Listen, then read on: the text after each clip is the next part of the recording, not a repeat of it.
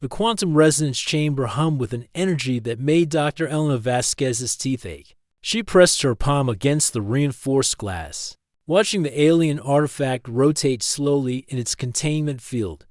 The object looked like a twisted piece of silver coral, its surface covered in equations that seemed to shift and writhe when she wasn't looking directly at them. "Still giving you headaches?" asked Marcus Chen, the team's xenolinguist, as he joined her at the observation window. His coffee mug steamed in the cold air of the research facility. Buried 3 kilometers beneath the Nevada desert, Eleanor rubbed her temples. "It's not just headaches anymore. Sometimes I swear I can hear it, thinking." The artifact had been discovered 6 months ago in the wreckage of what appeared to be an alien research vessel. The ship had crashed in the Atacama Desert, its hull split open like a cracked egg. Inside, they found the bodies of 3 beings that looked almost human if humans had elongated skulls, and fingers that ended in delicate, fractal-like appendages. But it was the artifact that had captured everyone's attention. "Any progress on the translation?" Elena asked, though she already knew the answer from Marcus's frustrated expression. "The mathematical notation is unlike anything we've seen. It's as if they approach mathematics from a completely different conceptual framework. Our best AI systems can't even begin to parse the underlying logic." Elena studied the equations flowing across the artifact's surface. They moved like living things, branching and merging in patterns that seemed almost organic. "What if it's not just math? What if it's something else entirely?" Before Marcus could respond, an alarm began blaring throughout the facility. Red lights flashed as Dr. Sarah Kim, the project director, burst through the chamber doors. "We've got a problem," she announced, her usually calm demeanor cracking. The artifact's energy output just spiked by 300%, and Elena, she paused, her face pale. "We're detecting similar energy signatures from 7 other locations around the globe." Elena's blood ran cold.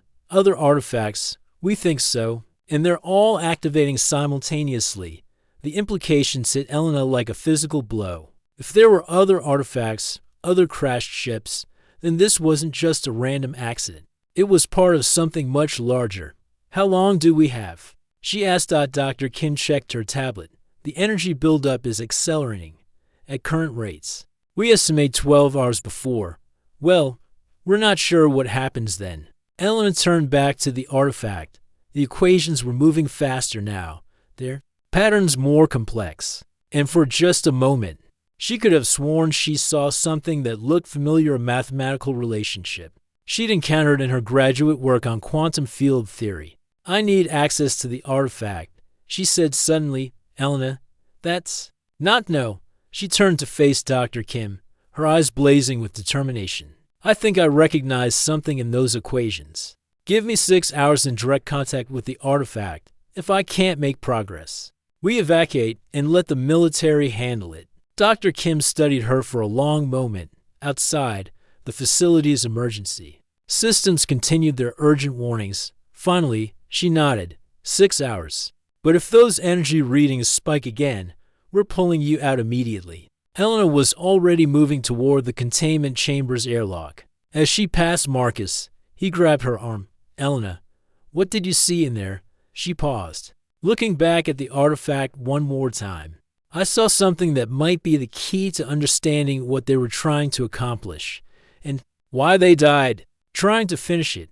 The airlock sealed behind her with a soft hiss, leaving Elena alone with the alien mathematics that had cost 3 beings their lives. Chapter 2. The patterned containment field felt like standing inside a thunderstorm. Elena's skin tingled as she approached the artifact, her tablet recording everything through sensors embedded in her hazmat suit. The equations flowing across the alien coral surface seemed to respond to her presence, their movement becoming more deliberate, more focused. She reached out with a gloved hand, stopping just short of touching the artifact's surface. The equations were clearer now, their alien symbols resolving into something that almost made sense. "Elena, your vital signs are spiking." Dr. Kim's voice crackled through the comm system. "What are you seeing?"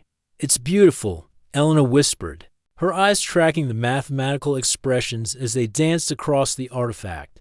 They're not just equations, they're stories. Mathematical narratives about the structure of reality itself. She pulled up her tablet and began transcribing the symbols she could make out. At first, the alien notation seemed completely foreign, but as she worked, patterns began to emerge. The mathematical relationships had a rhythm, a flow that reminded her of music. Dr. Vasquez, Marcus's voice joined the comm channel. We're getting readings from the other sites. The artifacts are synchronizing their energy outputs. Elena barely heard him. She was lost in the mathematics, following threads of calculation that led deeper into the artifact's purpose. The aliens, whoever they were, had been working on something extraordinary, something that touched on the fundamental nature of space and time itself. Elena, Dr. Kim's voice was sharp with concern. You need to get out of there, now. But Elena couldn't move. The equations were pulling her in, showing her visions of what the aliens had been attempting. She saw civilizations rising and falling across the galaxy, all connected by invisible threads of mathematics. She saw the universe itself as a vast equation, constantly calculating its own existence. And then she saw the problem. The equation was incomplete. The aliens had been trying to solve a mathematical proof that would unlock the secrets of faster-than-light travel, but they made an error early in their calculations, an error that had cost them their lives when their ship's drive system failed catastrophically. I can see it, Elena breathed, her hands flying over her tablet as she began working through the corrected calculations. They were so close, just one variable out of place, one constant miscalculated. The artifact's surface began to glow brighter, responding to her work.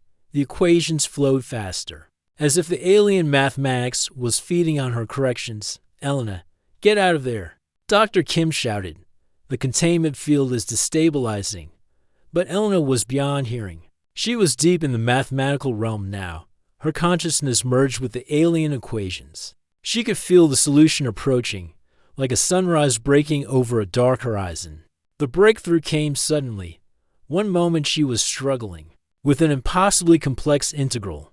The next she was seeing the universe from a completely different perspective. The equations that had plagued the alien mathematicians for what must have been decades suddenly resolved into elegant simplicity. I've got it, she whispered, her voice filled with wonder. The solution. It's not about bending space-time. It's about understanding that space-time is already bent. We just need to. The artifact suddenly went dark. The containment field collapsed, and Elena found herself standing in normal air, the alien coral now just a piece of twisted metal. But the equations were still there, burned into her mind like afterimages of the sun. Dr. Kim and Marcus burst through the airlock, their faces masked of concern. Elena, are you all right? Dr. Kim asked, her medical scanner already working. Elena looked at them, her eyes bright within. Interlaid. I solved it. The equation they died trying to complete, and I know what it means. She turned to look at the now dormant artifact. They weren't just trying to build a faster-than-light drive. They were trying to communicate with us, this whole thing that crashes. The artifact sits a message, a test of what? Marcus asked. Elena smiled, though her expression was tinged with something that might have been fear. A test to see if we're ready to join the galactic community. And I think I just told them that we are, outside. The facility's sensors detected a new energy signature approaching from deep space. Something was coming. Chapter 3. The Revelation's energy signature grew stronger by the hour. Elena stood in the facility's command center, watching the radar displays as something vast approached Earth. The object was still beyond the orbit of Jupiter, but its electromagnetic footprint was unlike anything in their databases. It's decelerating, reported Lieutenant Torres, the military liaison assigned to the project. Current trajectory suggests it will reach Earth orbit in approximately 18 hours. Elena barely heard him. She was still processing what she'd learned from the artifact. The mathematical solution wasn't just about faster-than-light travel. It was a key to understanding the fundamental structure of the universe itself. And more importantly, it was a passport to a community of intelligent species that had been waiting for humanity to prove its worth. Elena, you need to see this. Marcus called from his workstation. He'd been analyzing the data from the other artifact sites around the globe. The artifacts weren't just synchronizing their energy outputs. They were transmitting, sending a signal into deep space. A signal saying what? That we passed the test. Dr. Kim joined them, her expression grim. The president's science advisor just called. They want to move the artifact to a secure military facility. They're treating this as a potential invasion. Elena felt a chill run down her spine. No, they don't understand. This isn't an invasion. It's a first contact scenario, but not in the way anyone expected. She pulled up the calculations she'd transcribed from the artifact. They're alien symbols now, translated into human mathematics. The beings who created these artifacts, they're not the ones coming to visit us. They're long dead. But their work, their message, it's been waiting for someone capable of understanding it. Then who's coming? Lieutenant Torres asked, his hand instinctively moving to his sidearm. Elena looked at the radar display, where the approaching object had grown from a small blip to a substantial presence. The ones who sent the test in the first place, the ones who've been waiting to see if we're ready. The lights in the command center suddenly dimmed as every screen simultaneously displayed the same message, a stream of mathematical equations identical to those Elena had solved. They're here, she whispered. Dr. Kim activated the facility's emergency protocols. All personnel to secure positions. This is not a drill. But Elena was already moving toward the exit. I need to be outside. They're going to want to communicate with whoever solved their equation. Elena, wait. Marcus grabbed her arm. You don't know what they want. What if this is some kind of trap? Elena paused, looking back at her colleagues. Then we're about to find out if humanity is ready for what comes next. She made her way to the surface, emerging from the hidden facility into the Nevada desert night. The stars were brilliant in the clear sky, but one star was moving, growing brighter as it approached. The ship, for that's what it clearly was, descended slowly, its hull gleaming with the same silver coral patterns as the artifact. It was beautiful in a way that made Elena's heart race. Mathematical precision, made manifest in curved metal and flowing energy. It touched down gently in the desert, and Elena found herself walking toward it despite every instinct screaming at her to run. The ship's surface rippled like water, and a doorway opened. The being that emerged was humanoid, but clearly alien. Its skin had the same silver coral texture as the ship, and its eyes were pools of liquid starlight. When it spoke, Elena heard the words both with her ears and directly in her mind. Dr. Elena Vasquez, it said, its voice like mathematical equations given sound. You have completed the proof that our predecessors began. You have shown that your species possesses the conceptual framework necessary to understand the deeper mathematics of existence. Elena found her voice. The beings who created the artifacts, they were your people? They were the sculptors, a species that existed when your son was young. They spent their civilization's final years creating tests like this one, seeding them throughout the galaxy. They knew that only a species capable of understanding the mathematics of reality itself could be trusted with the knowledge they had accumulated. And now, the alien's expression shifted in what might have been a smile. Now, Dr. Vasquez, you must make a choice. Your species has proven its mathematical sophistication. But are you ready for the responsibility that comes with that knowledge? Elena felt the weight of the moment settling on her shoulders. What responsibility? The responsibility of helping to maintain the equations that keep the universe stable. The sculptors discovered that reality itself is a vast mathematical system, constantly calculating its own existence. Sometimes that system needs adjustment. Elena's mind reeled. You're saying that mathematics isn't just how we describe reality. Mathematics is reality. Now you begin to understand. The question is, will your species accept the role of cosmic mathematicians? Or will you choose to remain isolated on your single world? Elena looked back toward the hidden facility, where she knew her colleagues were watching. Then she looked up at the stars, seeing them now not as distant lights, but as nodes in a vast mathematical network. I can't make that decision for all of humanity, she said finally. The alien nodded. Nor should you. But you can make it for yourself. You solved the equation. You have earned the right to join us. Elena felt a moment of vertigo as she realized the true scope of what was being offered. To leave Earth, to join a community of beings who serve as the universe's maintenance crew, keeping the fundamental equations of existence running smoothly. But then she thought of Marcus, of Dr. Kim, of all the brilliant minds still working in the facility below. What about the others? What about the rest of humanity? They will be given the same choice. In time. But the invitation begins with you, Dr. Vasquez. You saw the pattern when others could not. Elena took a deep breath, tasting the dessert. Air one last time. Then she stepped forward. Toward the ship and the vast mathematical universe beyond. I accept. Chapter 4.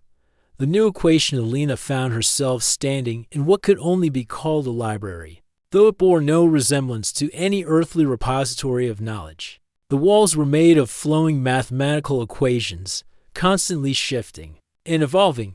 The air itself seemed to hum with the sound of cosmic calculations. Welcome to the archive, said her alien guide, whose name, she had learned, was something like Theorem Singer of Deep Harmonies. Here, the accumulated knowledge of 17 civilizations is preserved in pure mathematical form. Elena reached out tentatively toward one of the equation walls. The moment her fingers made contact, her mind was flooded with information. She saw the rise and fall of the sculptors, their desperate race to solve the universal equations before their sun died. She saw other species, each contributing their own mathematical insights to the growing understanding of reality's true nature. How long have you been doing this? She asked, pulling her hand back from the overwhelming flow of knowledge. Since the first species achieved what you call consciousness, Theorem Singer replied. We discovered that intelligence itself is a mathematical phenomenon. Consciousness emerges when a system becomes complex enough to calculate its own existence. Elena thought of her colleagues back on Earth, still trying to understand what had happened. And the test? The artifacts? A necessity. Not every species that develops intelligence also develops wisdom. Some become so focused on their own mathematical frameworks that they cannot perceive the larger equations. Others become aggressive, seeking to impose their mathematical understanding on the universe rather than working with it. Elena wandered through the archive, her mind struggling to process what she was experiencing. Here was knowledge that could transform human civilization overnight. Clean energy, faster than light travel, perhaps even the ability to prevent the heat death of the universe itself. But there's a price, isn't there? She asked. Theorem Singer's expression grew solemn.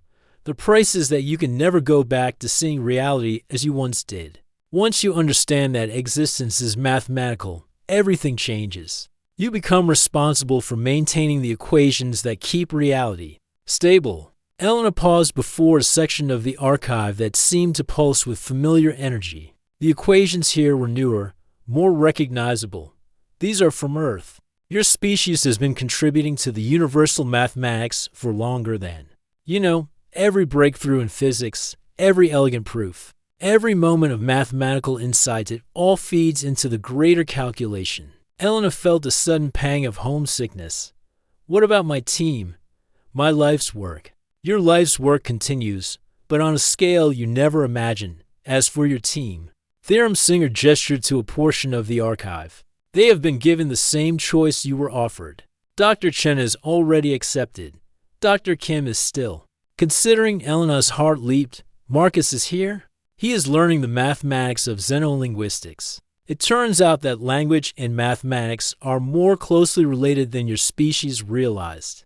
Communication itself is a form of equation solving. Elena found herself in a vast chamber where Marcus was working with beings from several different species, all of them engaged in what looked like an elaborate mathematical discussion using symbols that seemed to float in the air. Elena, he looked up from his work, his face lighting up with excitement. You have to see this. Language isn't just a tool for communication, it's a fundamental force of the universe. Every time beings communicate, they're solving equations that help maintain the stability of reality itself.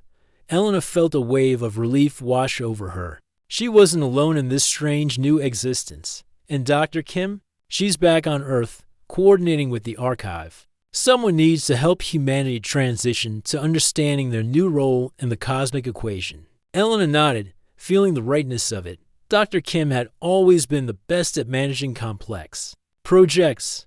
Who better to help humanity adjust to becoming part of a galactic community? There's something else, Marcus continued, his expression growing serious. The archive has been monitoring some concerning developments. There are species out there that have rejected the mathematical nature of reality. They've developed technologies that actively fight against the universal equations. Elena felt a chill. What does that mean? Theorem Singer joined them, its liquid starlight eyes reflecting worry. It means that the universe's mathematical stability is under threat. These species, we call them the Chaos Speakers, believe that reality should be malleable, subject to will rather than mathematical law. And they're winning, Marcus added quietly. Whole sectors of the galaxy are becoming mathematically unstable. The equations that govern the behavior of matter and energy are breaking down.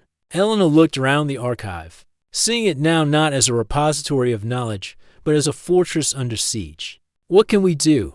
We need new mathematical insights. Theorem Singer explained, fresh perspectives on the fundamental equations. Your species has shown remarkable ability to find elegant solutions to complex problems. We need that creativity now more than ever. Elena felt the weight of responsibilities settling on her shoulders again. But this time it felt different, not burdensome, but inspiring. Where do we start? Theorem Singer led them to a section of the archive that seemed to flicker and shift more chaotically than the others. Here, the equations governing the boundary between order and chaos. If we can stabilize this mathematical frontier, we might be able to push back against the Chaos Speaker's influence. Elena studied the equations, her mind already working through the mathematical relationships. They were unlike anything she'd encountered before, part physics, part philosophy, part pure mathematics. But there was something familiar about them, something that reminded her of the patterns she'd seen in the original artifact. I think I see it, she said slowly. The Chaos Speakers aren't actually fighting against mathematics. They're using a different kind of mathematics, one based on probability and uncertainty rather than fixed relationships. Marcus leaned forward. So if we can find a way to bridge the gap between order mathematics and chaotic mathematics, we might be able to create a new kind of equation, Elena finished. One that embraces both order and chaos as necessary components of reality. Theorem Singer's expression brightened. This is why we needed human perspective. Your species has always been skilled at finding unexpected solutions. Elena rolled up her sleeves, both literally and figuratively. Then let's get to work. We have a universe to save.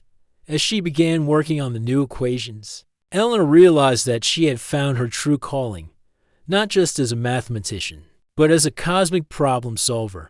The equations flowing through the archive weren't just academic exercises, they were the very stuff of existence itself. And humanity was about to help her write the rules of reality. #. Epilogue. The human touch 6 months after first contact. Elena stood on the observation deck of the archive, watching as a new ship approached from the direction of Earth. The vessel was a hybrid design, incorporating both human engineering and archive mathematics, a beautiful fusion of familiar and alien technologies. Another group of recruits, asked Marcus, joining her at the viewing port. Elena nodded. 50 of Earth's brightest mathematicians, physicists, and philosophers. Dr. Kim handpicked them herself. The integration of humanity into the galactic community had proceeded faster than anyone had expected. It turned out that humans had an unusual talent for mathematical creativity, the ability to see patterns and connections that other species missed. The archive's ancient problems were yielding to fresh human perspectives at an unprecedented rate. Any word on the Chaos Speaker situation? Marcus asked. Elena's expression grew serious. Actually, yes. The new equations we developed, the ones that bridge ordered and chaotic mathematics, they're working. We've stabilized 3 sectors that were on the verge of mathematical collapse. She pulled up a holographic display showing the galaxy's mathematical stability index. Green areas indicated stable reality, red showed chaos-influenced regions, and yellow marked the boundaries where the new hybrid equations were holding the line. The Chaos Speakers aren't evil, Elena continued. They're just different. They see reality as something to be shaped rather than understood. But we're learning that both approaches have value. Marcus studied the display. And the original test? The artifact that started all this, Elena smiled. It's been moved to a place of honor in the archive. The final calculations of the sculptors, completed at last by a species they never met but somehow knew would emerge. The new ship from Earth was docking now, its human crew about to take their first steps into the vast mathematical universe. Elena felt a surge of pride as she watched them. Humanity had passed its test not through conquest or dominance, but through the simple act of solving a problem that had puzzled alien mathematicians. For millennia, Dr. Vasquez, came a voice behind her.